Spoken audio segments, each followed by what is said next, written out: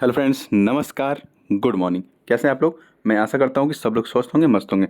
तो मैं यहाँ पे डेली करंट अफेयर पढ़ाता हूँ, वो भी मैथ के साथ। और यहाँ पे देखेंगे हम लोग आज का करंट अफेयर जो है आज 24 जुलाई। तो मैं आपका स्वागत करता हूँ सीएस के सीएम क्लासेज में, और देरी न करते हुए शुरू करते हैं आज की क्लास। उससे पहले मैं आपसे एक रिक्वेस्ट करूँगा कि ज़्यादा से ज़्यादा वीडियो को लाइक, शेयर और सब्सक्राइब करते रहें प्लीज़। ठीक है, तो आइए देरी न करते हुए शुरू करते हैं। आज का पहला प्रश्न है कि अभी हाल ही में महान क्रांतिकारी चंद्रशेखर आज़ाद और बाल गंगाधर तिलक की जयंती किस तारीख को मनाई गई है, ये आपको बताना। ठीक है, तो इसका सही जवाब है आपका 23 जुलाई। ऑप्शन डी इसका सही जवाब है। यहाँ पे आप ध्यान देंगे। ठीक है, 23 जुलाई को मनाया गया। और बाल गंगाधर तिलक के बारे में बात करें, कुछ यहाँ पे बातें देख लेंगे। तो इनका जन्म जो हुआ था 23 जुलाई 1856 को रत्नागिरी महाराष्ट्र में हुआ था। ठीक है, अभी मृत्यु जो हुई थी 1 अगस्त 1920 को हुई थी, महाराष्ट्र में ही हुई थी। यानी कि अभी जयंती इनकी 23 जुलाई को मनाया जा रहा है। आने वाले ये अगस्त में 1 अगस्त को इनकी पुण्यतिथि मनाई जाएगी। ठीक है, तो केसरी नामक की इन्होंने पत्रिका एक लॉन्च किया था। ठीक है, जो ये मराठी लैंग्वेज में था। ओके, और इन्होंने कुछ त्योहारों को भी शुरू किया था, जैसे कि एक गणेश गणेश जी के नाम से एक त्यौहार स्टार्ट किया था 1893 में, और शिवाजी के नाम से एक त्यौहार स्टार्ट किया था 1895 में। ठीक है, इसे जैसे कि भारत जो बाल गंगाधर तिलक हैं, इन्हें अंग्रेज क्या कहते थे, भारतीय अशांति का जनक इनको कहते थे। इनकी तिकड़ी थी, कहने का मतलब लाल बाल पाल, आपने नाम सुना होगा, लाल बाल पाल, जिसमें लाल से लाला लाजपत राय, बाल से बाल गंगाधर तिलक और पाल से बिपिन चंद्र पाल थे। ठीक है, 1890 में तिलक ने भारतीय राष्ट्रीय कांग्रेस में शामिल हो गए और स्वराज आंदोलन शुरू किया इन्होंने। और इनका प्रसिद्ध नारा था, स्वराज मेरा जन्मसिद्ध अधिकार है और मैं इसे लेकर रहूंगा। ठीक है, ये थी बाल गंगाधर तिलक से संबंधित कुछ इंपॉर्टेंट बातें। हालांकि यहाँ पे पूरा तो नहीं बताऊंगा, लेकिन कुछ कुछ जो इंपॉर्टेंट बातें थी वो बता दिए।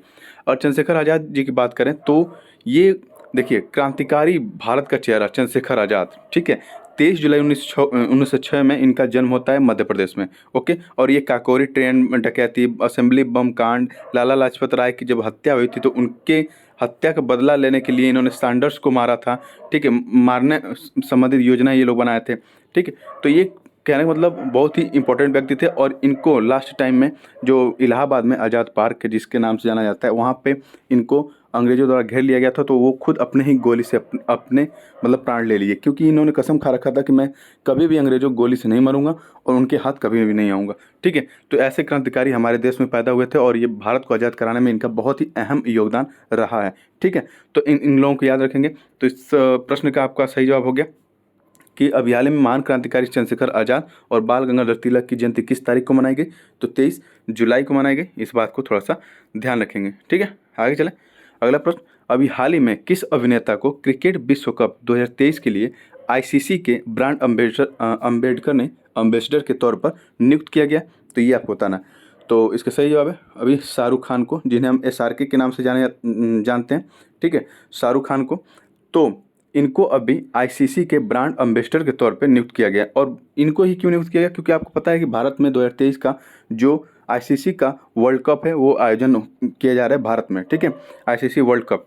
तो इसलिए इनको एसआरके को यानी शाहरुख खान को इस बार ब्रांड एम्बेसडर आईसीसी का नियुक्त किया गया। इस बात को थोड़ा ध्यान रखेंगे। अगर आईसीसी की बात करें तो ये एक विश्व लेवल पे, वर्ल्ड लेवल पे क्रिकेट को गवर्न करने वाली ये बॉडी है। ठीक है, इसको पहले हम इंपीरियल क्रिकेट कॉन्फ्रेंस के नाम से जानते थे, उसके बाद इसका नाम बदल के इंटरनेशनल क्रिकेट कॉन्फ्रेंस हो गया। अब फिलहाल इसे हम इंटरनेशनल क्रिकेट काउंसिल के नाम से जानते हैं। ठीक है, और इसका हेडक्वार्टर आपको मिलेगा दुबई यूएई में, यानी कि जो यूनाइटेड अरब अमीरात है वहाँ पे इसका हेडक्वार्टर आपको देखने को मिलेगा। अगर हम यूएई की बात करें तो इसकी लोकेशन देख लीजिए, ये अपना सुंदर भारत इधर दिख रहा है, और ये अरब सागर है। ठीक है, अरब सागर से होकर इधर जाएंगे तो ये पर्शियन गल्फ है, और यहाँ पे दिखेगा आपको यूएई, जिसकी राजधानी है अबू धाबी। ठीक है, अबू धाबी, इस बात को थोड़ा सा आप याद रखेंगे। और ये है लाल सागर, ये लाल सागर है, और ये पर्शियन गल्फ, दोनों में कन्फ्यूजन नहीं होना चाहिए आपको। ठीक है, तो आगे चलें। देखिए, अगर इसका अध्यक्ष की बात करें कि आईसीसी का अध्यक्ष कौन है, तो ग्रेग बर्कले हैं इसके अध्यक्ष। इस बात को भी याद रखेंगे, क्योंकि यहाँ पे आयोजन हो रहा है आईसीसी वर्ल्ड कप का, तो हो सकता है संभावनाओं के अध्यक्ष पूछ लें, तो आप इसको याद रखेंगे। ठीक है, आगे चलें। तो अगला प्रश्न इसी से रिलेटेड है। जैसे कि देखिए, आईसीसी क्रिकेट जो काउंसिल है ना, वो महिलाओं का भी क्रिकेट कराता है और पुरुषों का भी क्रिकेट कराता है। तो आप ये देखिए, महिलाओं को क्रिकेट जो पुरुषों की टीम थी उनकी अपेक्षा कम पैसा मिलता था क्रिकेट खेलने का। तो आईसीसी ने कहा ऐसा नहीं होगा, अब दोनों को इक्वल पे किया जाएगा, और ये बहुत ही अच्छी बात है। इक्वल पे होना ही चाहिए, मेहनत तो दोनों लोग कर रहे हैं। ठीक है, तो अगला देखें, तो आईसीसी वर्ल्ड टेस्ट चैंपियनशिप अभी हुई, तो उसमें आईसीसी वर्ल्ड टेस्ट चैंपियनशिप में ऑस्ट्रेलिया ने ये चैंपियनशिप जीत लिया 2023 का, इस बात को थोड़ा सा ध्यान रखेंगे। आईसीसी T20 वर्ल्ड कप अभी जो हुआ था महिलाओं वाला, वो अफ्रीका ने होस्ट किया था, इस बात को भी थोड़ा सा आप ध्यान रखेंगे। आगे चले तो लीसा फ्रेंचटी किस देश की नौसेना का नेतृत्व करने वाली पहली महिला एडमिरल बनी है। जब इस तरह का प्रश्न पूछे पहली महिला, तो आप उसको थोड़ा सा तो ध्यान जरूर देंगे, क्योंकि इस तरह से क्वेश्चन पूछा जा सकता है। ठीक है, तो लीसा फ्रेंचटी किस देश की नौसेना को लीड करेंगी, तो इसका सही जवाब है अमेरिकी नौसेना को। ठीक है, अमेरिकी नौसेना को ये लीड करने वाली है। तो मैं अमेरिका का लोकेशन आपको दिखा देता हूँ। ये देखिए पूरा विश्व का मैप है, अपना सुंदर भारत है। नॉर्थ वेस्ट की तरफ पूरा चले जाइए, आप इधर से भी अमेरिका जा सकते हैं और इधर से भी जा सकते हैं। ठीक है, लेकिन ये ज़्यादा सूटेबल होता है, अच्छा होता है, ये थोड़ा सा सही है। अब इधर पूरा अननोन इलाका है। तो ये देखिए यहाँ पे दिखेगा आपको, ये अमेरिका महाद्वीप है। ठीक है, नॉर्थ अमेरिका उत्तरी अमेरिका महाद्वीप है। तो यहाँ से अगर जूम कर दें यहाँ पे, तो देखिए यहाँ कनाडा है, यहाँ पे यूएसए है। तो यूएसए की लीसा फ्रेंचटी हैं, उनको अभी पहली महिला एडमिरल नियुक्त किया गया है यूएसए की तरफ से। ठीक है, तो यूएसए है, नॉर्थ में कनाडा है, साउथ में मैक्सिको है। ओके, अभी आपको पता है कि 2026 में जो फीफा वर्ल्ड कप होने वाला है, फीफा वर्ल्ड कप, वो कनाडा और यूनाइटेड स्टेट ऑफ अमेरिका और मैक्सिको तीनों मिलकर होस्ट करने वाले हैं 2026 में। ठीक है, ये है अटलांटिक महासागर, ये है पैसिफिक महासागर। ओके, इन बात को भी थोड़ा सा आप ध्यान रखेंगे। ये हडसन की खाड़ी है, गल्फ ऑफ अलास्का इधर दिखेगा, गल्फ ऑफ मैक्सिको दिखेगा, कैरिबियन सी दिखेगा और लेब्राडोर सी दिखेगा। तो ये सब आसपास के लोकेशन है। ठीक है, आगे देखें तो अभी देखिए, अभी एक और न्यूज़ निकल के सामने आई कि अभी तक जो विश्व का सबसे बड़ा ऑफिस हुआ करता था, वो अमेरिका का जो पेंटागन ऑफिस था, पेंटागन जो मिलिट्री ऑफिस कहा जाता है, वो विश्व का सबसे बड़ा ऑफिस था, बिल्डिंग के हिसाब से, कार्य के करने के हिसाब से। लेकिन अब सबसे बड़ा, विश्व का सबसे बड़ा ऑफिस कहाँ बन गया, तो भारत के गुजरात में बन गया, जिसे हम जानेंगे सूरत डायमंड बोर्स के नाम से। ठीक है, सूरत डायमंड बोर्स के नाम से जानेंगे। ओके, अगर पूछे 31 MQ-9B क्या है, तो ये ड्रोन है जो भारत और अमेरिका के बीच डील हुआ है, भारत अमेरिका से लेगा 31 MQ-9B नामक ड्रोन। ठीक है, अभी इंडियन इकोनॉमिक ट्रेड ऑर्गेनाइजेशन है, इसने अभी नूतन रुंगटा को, ठीक है, ईस्ट कोस्ट का डायरेक्टर नियुक्त किया है यूएसए में, इस बात को भी आप याद रखेंगे। चलिए अभी यहाँ आगे देख लेते हैं। यूएसए ने फिर से ये इंटरेस्ट दिखाया है कि हम यूनेस्को को ज्वाइन करने वाले हैं जुलाई में। उसके बाद और एक current affair, important current affair की बात करें तो भारत का सबसे बड़ा ट्रेडिंग पार्टनर 2023 में कौन उभर कर सामने आया है, तो इसका सही जवाब है यूएसए। ठीक है, भारत का सबसे बड़ा ट्रेडिंग पार्टनर अमेरिका उभर कर सामने आया है, और सेकेंड पोजीशन पे देखेंगे तो चीन है। ठीक है, आगे चले तो अभी भारत और अमेरिका के बीच जॉइंट एक्सरसाइज हुआ तारकस नाम का, ये भी ध्यान रखेंगे। और जो अजय बंगा हैं, जो एक्स मास्टर कार्ड CEO रह चुके हैं, उन्हें अभी वर्ल्ड बैंक का अध्यक्ष नियुक्त कर दिया गया है।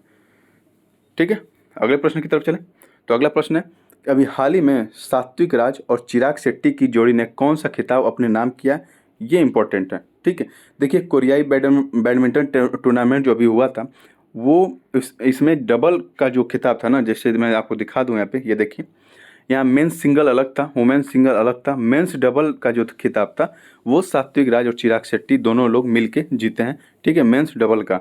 अगर मेंस सिंगल की बात करेगा तो एंडर्स एंटोनेनसेन करके हैं, वो जीते थे। वुमेन्स सिंगल में एन सियोंग करके हैं, वो जीते थी। ठीक है, और वुमेन्स डबल अलग है, मिक्स डबल अलग है। तो हमारे काम की चीज़ है मेंस डबल, तो मेंस डबल सात्विक राज और चिराग शेट्टी दोनों लोग मिल के जीतते हैं। ठीक है, तो Korea Open 2023 final as it happened, Satwik Chirag win Korean Open for the first time, इस बात को थोड़ा सा ध्यान रखेंगे। ठीक है, आगे चलें तो इसमें देखिए जो इंडोनेशिया ओपन है, ये भी ये लोग जीत चुके हैं। बैडमिंटन एशिया चैंपियनशिप में भी इन्होंने हिस्सा लिया और उसको भी जीता। ठीक है, स्विस ओपन भी इन्होंने जीत लिया है। तो इससे संबंधित ये सब चीज़ें आप थोड़ा सा याद रखेंगे। ओके, तो यहाँ पे आप कोरियाई बैडमिंटन चैंपियनशिप या टूर्नामेंट की बात हो रही है, तो मैं आपको पता ही है कि जब कोरिया का नाम आ रहा है तो ज़्यादातर साउथ कोरिया में ही कोई भी इवेंट ऑर्गेनाइज कराया जाता है। नॉर्थ कोरिया अपने आप को ब्लॉक करके रखता है। ठीक है, वो ना कुछ कराता है ना कहीं करने जाता है। ठीक है, तो थोड़ा सा उसको आप ध्यान रखेंगे। तो साउथ कोरिया में ये इवेंट हुआ था, टूर्नामेंट हुआ था। तो साउथ कोरिया की लोकेशन देख लीजिए, ये है विश्व का मैप।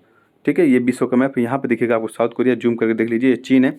और यहाँ पे दिखेगा साउथ कोरिया जिसकी राजधानी है सियोल। और इधर है ईस्ट सी ऑफ जापान, और ये है येलो सी यानी कि पीला सागर। और यहाँ दिखेगा ईस्ट चाइना सी। ठीक है, ये सब प्रशांत महासागर में पड़ते हैं। और यहाँ जापान दिखेगा आपको। तो आगे चलें तो यहाँ पे ये टूर्नामेंट हुआ था। आगे चलें तो ये देखिए, मैंने अभी बताया था कि जो एशिया जो चैंपियनशिप था उसमें 52 साल बाद, ठीक है, सात्विक राज और चिराग शेट्टी की जोड़ी ने मेंस डबल में, ठीक है, कोई मेडल जीता है, तो इस बात को भी ध्यान रखेंगे। और अनुपमा उपाध्याय की बात करें तो ये पहली, ठीक है, बिकम द विनर, अनुपमा जो उपाध्याय हैं ये नेशनल जो बैडमिंटन चैंपियनशिप है भारत की उसको इन्होंने जीत लिया है। और सात्विक राज और चिराग शेट्टी की बात करें तो इन्होंने स्विस ओपन 2023 का डबल का खिताब भी इन्होंने जीता था। तो आगे चलते हैं अगले प्रश्न की तरफ। अभी हाल ही में विश्व चैंपियनशिप में रजत पदक जीतने वाली दुनिया की पहली महिला आर्मलेस तीरंदाज कौन बनी है, इस बात को ध्यान दीजिएगा, ठीक है। ये दुनिया की पहले महिला आर्मलेस तीरंदाज बनी है जो विश्व चैंपियनशिप में रजत पदक जीती हैं, यानी कि सिल्वर पदक जीती हैं, सिल्वर मेडल। कितना गजब का दृश्य है ये देखिए, ये हाथ ना होते हुए भी ये पैरों से तीर चला रही हैं, ठीक है। और बहुत लोग हैं जो हाथ पैर सब कुछ सलामत होते हुए भी कुछ नहीं कर पा रहे हैं, तो इसे बोलते हैं जुनून, ठीक है, इसे बोलते हैं हौसला। और ये बहुत ही अच्छी बात है कि ऐसे लोग समाज को एक पथ प्रदर्शक के तौर पे काम करते हैं, मतलब रास्ता दिखाने का काम करते हैं। तो इनका नाम है शीतल देवी, इनका नाम है शीतल देवी, और इन्होंने सिल्वर मेडल जीता है विश्व चैंपियनशिप में, ठीक है, जो आर्चरी यानी कि तीरंदाजी का जो विश्व चैंपियनशिप हो रहा था वहाँ पे इन्होंने सिल्वर मेडल जीता है, ठीक है। आगे चलें तो देखिए, अगर पूछे कि वर्ल्ड पैरा आर्चरी जो चैंपियनशिप है ये कहाँ आयोजन हो रहा था इसका, तो इसका आयोजन हो रहा था चेक रिपब्लिक गणराज्य में, ठीक है, चेक रिपब्लिक में या चेक गणराज्य कह सकते हैं इसको, वहाँ पे वर्ल्ड पैरा आर्चरी चैंपियनशिप का आयोजन किया जा रहा था अभी, ठीक है। और शीतल देवी हैं ये फर्स्ट फीमेल आर्मलेस आर्चर, यानी आर्मलेस मतलब आप समझ गए होंगे, ये पैरा चैंपियनशिप है, यानी पैरा में जो दिव्यांग लोग होते हैं वो शामिल होते हैं, दिव्यांग लोग। तो इनके दोनों हाथ नहीं हैं तो ये दिव्यांग हो गई हैं, ठीक है, ये आर्मलेस हो गई हैं जिनके हाथ ही नहीं हैं।